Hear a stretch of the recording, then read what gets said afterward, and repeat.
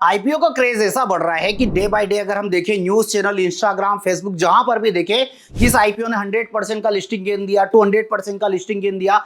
मतलब कि क्या करे, एक जिसको नॉलेज नहीं है वो बंदा भी ये कहीं ना कहीं ऐसे रील, वीडियो या न्यूज देखेगा तो कहीं ना कहीं आईपीओ में इन्वेस्टमेंट करने के बारे में एक बार जरूर सोचेगा। बट ये आखिरकार आईपीओ होते क्या है? IPO generally initial public offering, जब भी कोई कंपनी पहली बार अपने शेयर बेचती है उसी को आईपीओ कहा जाता है। और आईपीओ दो टाइप्स के होते हैं, पहला होता है मेन बोर्ड आईपीओ और सेकेंड होता है SME IPO, small medium enterprises. तो जब भी कोई कंपनी अपना आईपीओ लेकर आ रही है, पहले ओनली मेन बोर्ड आईपीओ हुआ करते थे, बट अभी पिछले 1-2 साल में अगर आप देखेंगे तो एसएमई आईपीओ का भी काफी क्रेज बढ़ता हुआ हमको दिखाई दे रहा है।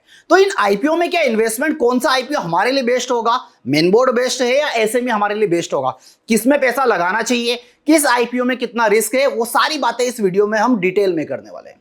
बट उससे भी पहले अगर चैनल पर नए हैं तो चैनल को सब्सक्राइब कर लीजिएगा और बेल आइकन को प्रेस करना बिल्कुल मत भूलिएगा। जनरली मेन बोर्ड आईपीओ कौन सी कंपनी लेकर आती है? जो बड़ी और लार्ज कंपनी होती है, जो एस्टेब्लिश्ड कंपनी होती है, जैसे अभी एनटीपीसी ग्रीन का आईपीओ आ रहा है। अब ऑलरेडी एनटीपीसी की कंपनी, पेरेंट कंपनी मार्केट में चल रही है, वही कंपनी अपना एनटीपीसी ग्रीन का भी मतलब ऑलरेडी बड़ी कंपनी है। और यहीं पर अगर आप देखेंगे तो एसएमई कंपनी में बहुत सारी, मतलब हफ्ते में 3 कंपनी ऐसी आ रही है जिसके नाम तक आपने नहीं सुना होगा। तो हम अगर देखेंगे तो हमको तो पैसा कहां पर लगाना चाहिए? तो सीधी सी बात है, अगर आपको लो रिटर्न मतलब स्टेबल रिटर्न की अगर आप उम्मीद रखते हो तो सीधी सी बात है मेन बोर्ड पर जाएंगे। बट अगर आप हाईली रिटर्न के बारे में अगर आप सोच रहे हो विदाउट कोई रिस्क लिए कि मुझे रिस्क कितना भी उससे कोई मतलब नहीं है, तो आप एसएमई की तरफ जा सकते हैं।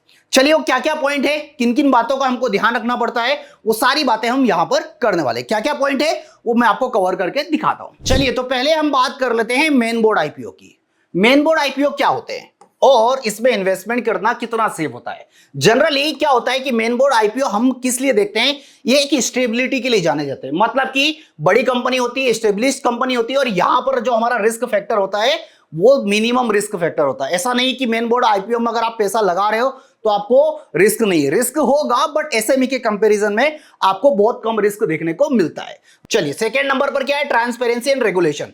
अगर हम देखेंगे तो इसकी जो पूरी रेगुलेशन, मतलब सेबी के सारे रूल्स और रेगुलेशंस को फॉलो करना पड़ता है। और अगर मेन बोर्ड आईपीओ कोई भी कंपनी लेकर आ रही है तो वहां पर उसके लिए काफी स्ट्रिक्ट रेगुलेशंस होते हैं, बट वहीं पर एसएमई को क्या होता है? रिलैक्सेशन मिलता है। आ जाइए थर्ड पर, हाई लिक्विडिटी। मतलब कि इसमें जो भी लिस्टिंग होती है एनएसई और बीएसई बड़े एक्सचेंज पर होती है, इसलिए यहां पर आपको प्रॉपर वॉल्यूम भी देखने को मिलता है। अदर कई बार क्या होता है कि हमने पैसा लगा दिया, बाय कर लिया, प्रॉफिट भी आ रहा, बट सेल करते टाइम पर हमको पता चल रहा है कि लिक्विडिटी नहीं है, कोई बायर ही वहां पर नहीं है। तो ऐसी प्रॉब्लम्स आपको जनरली मेन बोर्ड आईपीओ में देखने को नहीं मिलती है। रिटेल फ्रेंडली, मतलब कि यहां पर जो इन्वेस्टमेंट रिक्वायर्ड होता है आपको मैक्सिमम 15,000 रुपीज रिक्वायर्ड होता है। वहीं पर रिजर्वेशन कोटे की हम बात करें तो मेन बोर्ड आईपीओ में आपको एक रिजर्वेशन कोटा भी मिलता है, जिसमें क्या होता है कि आपको अलॉटमेंट के लिए कोटा फिक्स कर दिया जाता है, जिसमें आपको अलॉटमेंट के चांसेस बढ़ जाते हैं।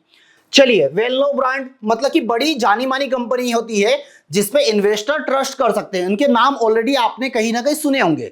बट जितने भी एसएमई आईपीओ होते हैं, मुझे खुद भी आप देखेंगे तो आपको एक भी कंपनी के नाम ऐसा लगेगा कि यार पहली बार मैं सुन रहा हूं। बट जितने भी मेन बोर्ड कंपनी आती है वो सारी उनकी पेरेंट्स कंपनी कहीं ना कहीं मार्केट में अवेलेबल होती है।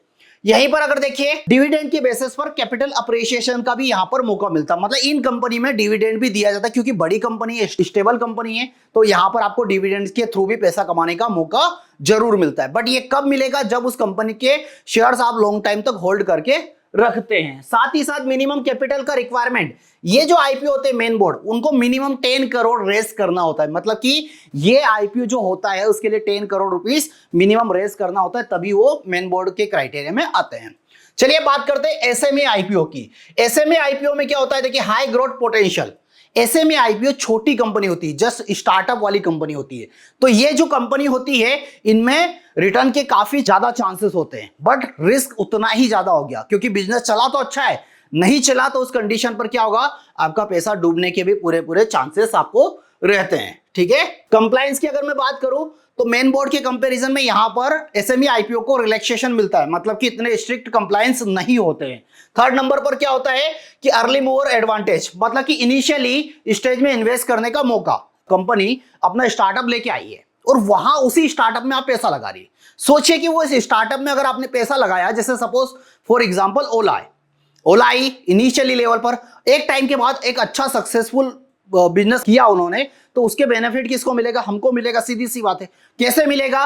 क्योंकि कंपनी हमको डिविडेंड देगी, बोनस भी देगी और उसके शेयर्स की वैल्यू भी बढ़ती रहेगी। साथ ही साथ डाइवर्सिफिकेशन, मतलब यहां पर क्या होता है डाइवर्सिफिकेशन, मतलब कि छोटी कंपनी है तो आप अलग अलग कंपनी में पैसा लगाकर अपने इन्वेस्टमेंट को भी डाइवर्सिफाई कर सकते हैं।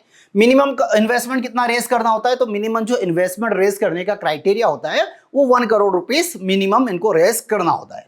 चलिए, अब ये तो हो गए एडवांटेज मेन बोर्ड आईपीओ के, कि चलिए मेन बोर्ड आईपीओ में पैसा क्यों लगाना चाहिए और एसएमई में हमको पैसा क्यों लगाना चाहिए। बट अब हम बात करते हैं कि मेन बोर्ड और एसएमई आईपीओ में हमको पैसा क्यों नहीं लगाना चाहिए, क्या क्या डिसएडवांटेज हो सकते हैं या क्या क्या लॉस के कारण हमारे साथ बन सकते हैं। तो बात करते हैं पहले यहां पर लोअर ग्रोथ पोटेंशियल, मतलब मेन बोर्ड कंपनी क्या होती है? ऑलरेडी स्टेबल कंपनी है, ऑलरेडी स्टेबल है। तो अब ऐसे कंडीशन पर जो स्टेबल कंपनी है वहां पर अगर आप पैसा लगाएंगे तो वहां पर रिटर्न्स भी क्या लिमिटेड ही आपको मिलने वाले हैं, उसकी ग्रोथ भी लिमिटेड होगी, सारी चीजें आपको वहां पर देखने को मिलेगी। वैल्यूएशन का खतरा, मतलब कि और वैल्यूएशन भी हो सकता है। जैसे अगर मान के चलिए रिसेंटली हुंडई का आईपीओ आया जो कि ओवर वैल्यूड था, ऐसे कंडीशन पर अगर आप वहां पर पैसा लगाए होते तो आप डेफिनेटली लॉस में जाते। थर्ड नंबर पर आता है मार्केट डिपेंडेंसी, मतलब कि मार्केट सेंटीमेंट भी जरूरी है। अभी मार्केट अगर नेगेटिव चलेगा तो जितने भी आईपीओ आ रहे हैं, देखिएगा जिस टाइम पर मार्केट नेगेटिव गया है उस टाइम पर अच्छे अच्छे आईपीओ जिनकी भी लिस्टिंग हुई है उन आईपीओ में भी कहीं ना कहीं लॉस देखने को मिला है। बट जिस टाइम पर मार्केट ने एक अच्छा बूम बनाया है, एक अच्छा अपसाइड का मोमेंट दिया है, जहां पर जिनकी वैल्यूएशन नहीं है वो आईपीओ भी अच्छा लिस्टिंग गेन देकर गए हैं।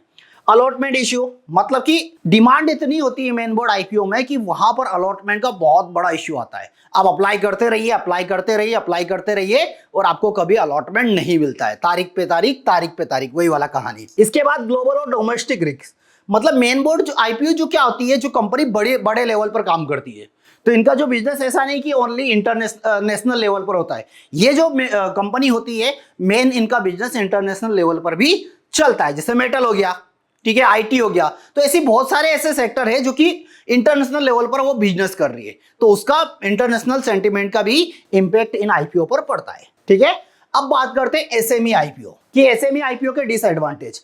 हायर रिस्क, हायर रिस्क क्यों है?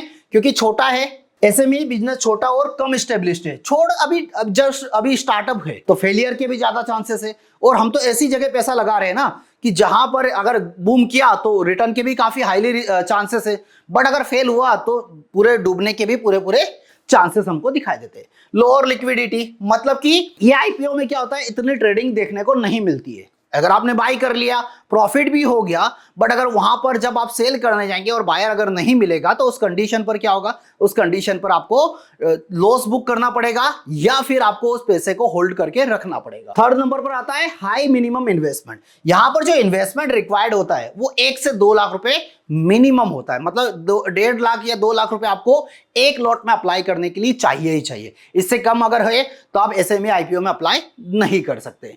लिमिटेड इंफॉर्मेशन, अगर आपको किसी भी कंपनी का बैलेंस शीट देखना है या कोई अदर इंफॉर्मेशन देखनी, प्रॉफिट लॉस का डेटा देखना है, तो वो आप यहां पर इजीली नहीं देख सकते। जब भी मेन बोर्ड आईपीओ आएगा आप गूगल करिएगा, उसकी पूरी इंफॉर्मेशन आपको मिल जाएगी। बट एसएमई आईपीओ एक ऐसी फर्म के लिए होता है जहां पर उसके कोई डॉक्यूमेंट ही आपको प्रॉपर देखने को नहीं मिलते, तो एक बहुत बड़ा रिस्क फैक्टर होता है। वॉलेटिलिटी, मतलब एसएमई आईपीओ में ज्यादा फ्लक्चुएशन होता है, मतलब शेयर्स में काफी उतार चढ़ाव देखने को मिलता है, तो वॉलेटिलिटी का भी एक फैक्टर आता है। इस कारण भी हमको कहीं ना कहीं एसएमई आईपीओ को अवॉइड करना चाहिए। तो उम्मीद करता हूं कि ये सारे पॉइंट्स आप लोगों को ये डिसीजन लेने में हेल्प करेंगे कि अब आपको एसएमई आईपीओ में जाना चाहिए, मेन बोर्ड आईपीओ में जाना चाहिए। क्या अभी तक आपने मेन बोर्ड आईपीओ में अप्लाई किया और अभी तक कितना अलॉटमेंट हुआ, और साथ ही साथ अगर आपने एसएमई में भी अप्लाई किया है तो क्या आपको अलॉटमेंट हुआ है नहीं हुआ है, मुझे कमेंट बॉक्स में जरूर बताइएगा। साथ ही साथ ऐसी इंफॉर्मेशन अगर आपको और भी चाहिए तो आप मुझे कमेंट बॉक्स में बता सकते हैं।